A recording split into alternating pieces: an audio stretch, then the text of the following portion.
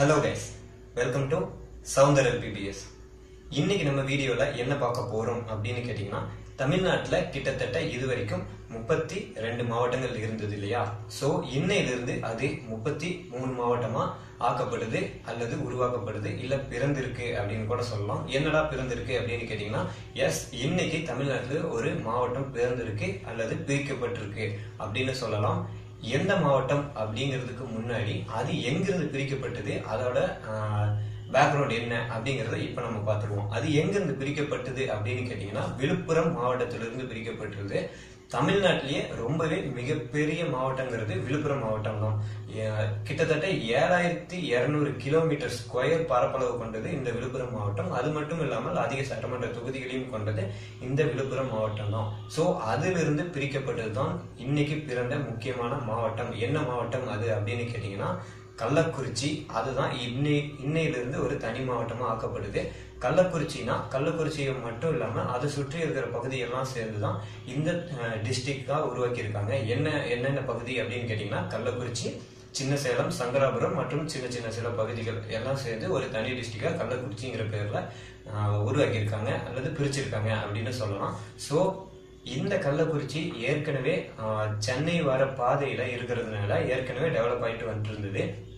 And அது மட்டும் இல்லாம இப்போ ஒரு தனி டிஸ்ட்ரிக்ட்ஸா மாறினதுக்கு அப்புறமும் நல்லாவே டெவலப் ஆகும் அப்படின்னு அரசுல இருந்து சொல்றாங்க.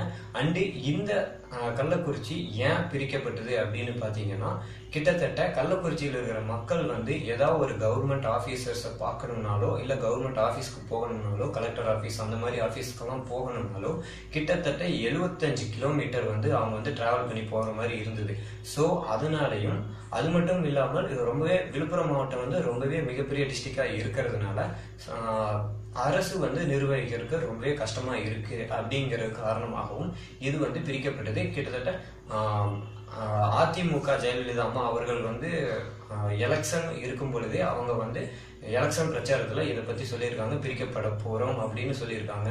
சோ அதே மாதிரி இப்ப கரெக்டா பிரிச்சுட்டாங்க அவங்களோட ஆட்சியில.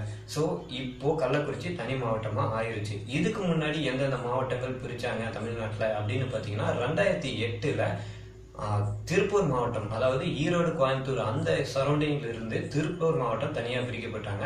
அதுக்கு முன்னாடி 2007ல அரியலூர், பெரம்பலூர் தனித்தனி மாவட்டமா பிரிக்கப்பட்டுச்சு. சோ இந்த மாதிரி இப்போ மாவட்டம் கள்ளக்குறிச்சிங்கிறது தனி மாவட்டமா இப்ப பிரிக்கப்பட்டிருக்கு.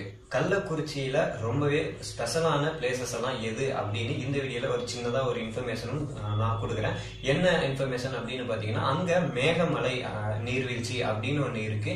சோ அந்த மேகமலை நீர்வீழ்ச்சி என்ன அப்படின்னு பாத்தீங்கன்னா கிட்டத்தட்ட 500 மீட்டர் உயரத்துல இருந்து அந்த நீர்வீழ்ச்சி வரும் அப்படின்னு சொல்றாங்க. இதை பாக்குறதுக்கு ஃபாரினர்ஸா இருக்கட்டும் நம்ம ஊர்ல இருந்து நிறைய பேர் போய் பார்ப்பாங்க.